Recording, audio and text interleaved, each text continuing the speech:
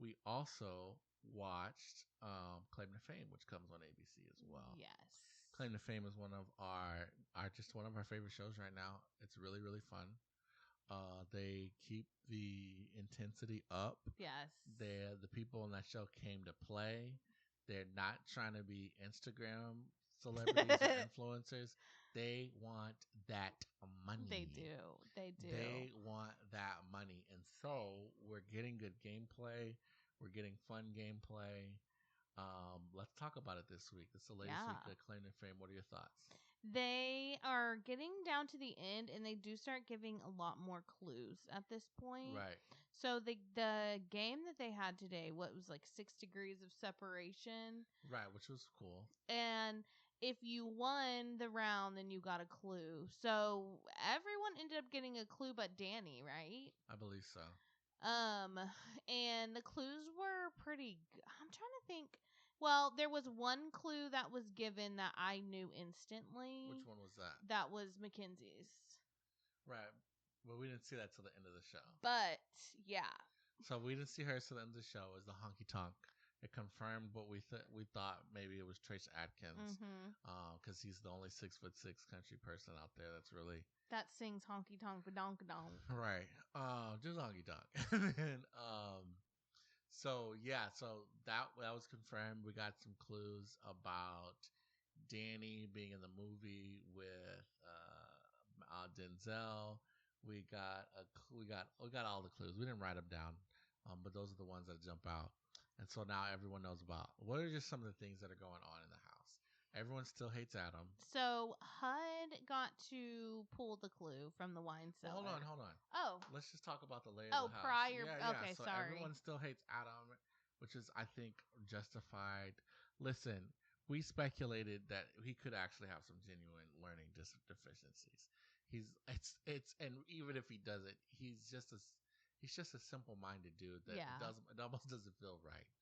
But it is perplexing, some of the moves and thinking he has. He actually did pretty well in the challenge this week. Right. So I was kind of like, I don't know, maybe it's an act. And people don't dislike him because he's not smart. They dislike him because he's very arrogant and self-centered in the sense that people are like, let's share and work strategy to get it out. He's like, no, me.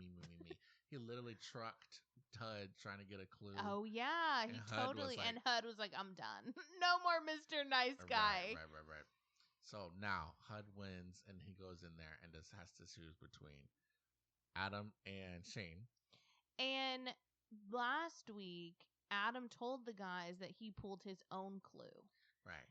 And so HUD has been going along with this lie that Adam has his own clue. They pulled Adam's clue. Right.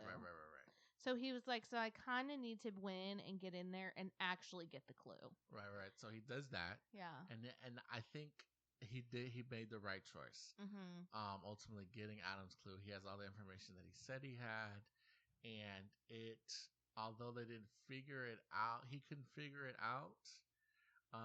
It did give him more leverage on Adam. Yes. The clue, which we don't have in front of us, was like long. Ended up being it was like a long and short pencil, a bunch of hairs. It ended up being long-haired '90s singer who sang about love and billboards, baseballs and billboards.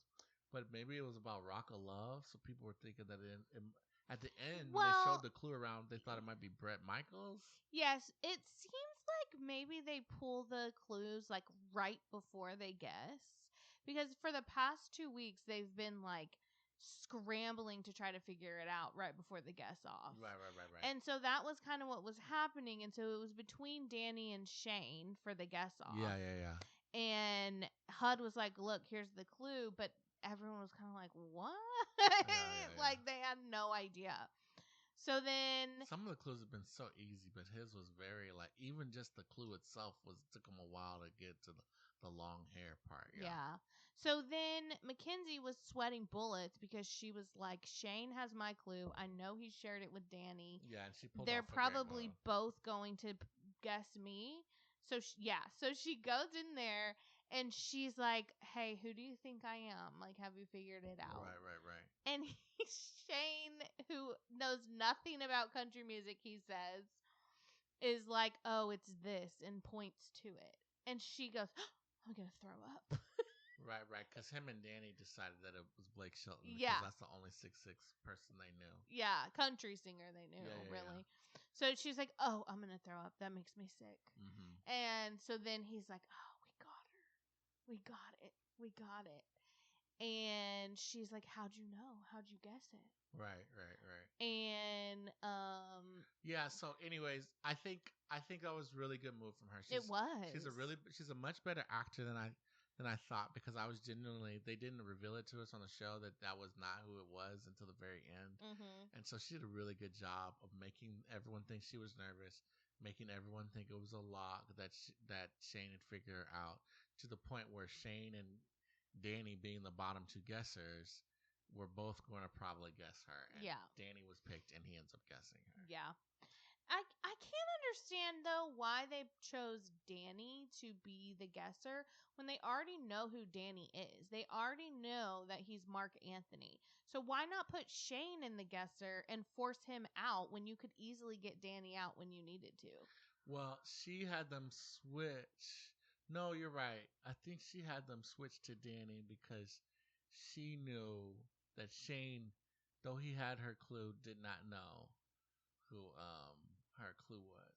So I think she thought it was safer to have him and then be wrong. But and maybe Danny would guess someone else. I guess so. So she was like, yes, let's keep him, not thinking that Danny would also guess. I think so. Her, and that they'd shared it. You know what I mean? Yeah, that makes sense. Because then after that, Danny is like, they're like, why'd you guess that? And like, well, I talked to Shane, and this was the clue I got. And you can see her going like, oh my gosh. Danny threw Makenzie under the bus out the door. And Adam claims he knows. Because Danny guesses Makenzie. He guesses wrong. We confirm that he is Mark Anthony. And then they're like, how'd you know? Or why'd you guess? And he was like, well, Shane shared the clue, and it said 6'6" country star. So then Adam's like, oh, well, there's not many of those around. Adam might be the biggest country music fan out there. Yeah, I doubt it. I mean, you have to have, if you like country music, I think you have an awareness of music, and he just didn't even know that. He didn't even see the Michael Jackson clothes. Well, true. So I think I think that's just production. Like maybe he's just doing that. Right. Yeah. So I think this was a good episode, and it's a good example of, even if they're not being, well, and don't get me wrong, Makenzie actually pulled off a great move. Yeah, because then at the end, she was like, yeah, I actually got my own clue at the game. And then they show us the clue, and it's the honky tonk badonkadonk, which now I can confirm it is Trace Adkins. Yeah. And is the song Honky Tonk Badonkadonk? Yes. You sure? Yes. Oh, okay, gotcha. Why are you doubting me? No, okay, go ahead. You think it's called something else? No, just go ahead. Okay. Anyway, so yeah, that was the end of it. Yeah. It was a good episode. It was good, and the production still finds the way to edit it in a way, because they could have just showed and given all the information as it was happening. But withholding that from us until the end allows you to still have these good reveals at the end of the episode, because we don't know if that's the right person or not. Right. We don't know how that's happening. So I would say, honestly, this is something that would be hard, because you really can't compare it. They film the whole season, and they can edit it, back after the fact. But I almost wish Big Brother editors would take some keys from them. But it's a different show, because Big Brother, there's live feeds. Yeah. We know more than the house guests. Right. What's going on in the house, you know what I mean? Right. And so producers probably just assume that when they're editing it as well. Well, yeah. Well, then at the end too, we see them going back to revisit Adam's clue. And that's when they're like, wait, maybe it's Bret Michaels. Right. Because he had that show, Rock of Love. He sang the song. I thought there was a song called Rock of Love. Maybe, but I think the song that they always used for the show was that Every Rose Has Its Thorn. Right, which is why did they think that meant Bret Michaels then? Because it was a baseball and a billboard. That was it. True. I don't understand why they made that connection to Bret Michaels. I don't know either. Oh my! And that's Adam's clue. Yeah. He doesn't really look like Bret Michaels, or maybe it's Axl Rose. I don't know who Axl Rose is. Axl Rose is the lead singer of what the band that sings "Welcome to the Jungle," which Guns N' Roses. Oh, I'm trying to think of the end of the clue too. It looks like a baseball, but maybe they were saying that was a rock. Right. We'll have to look it up on the Instagram. We don't have that up right now, but maybe we'll have more. We'll have figured it out, or they'll reveal it next episode. But it was good. It was a good episode of Claim to Fame, and I'm just looking forward to it. We're down to the final four. We'll see how far everyone makes it. Who calls it out in the end? And I anticipate a good end of the season. Anything else on Claim to Fame? I think that's it.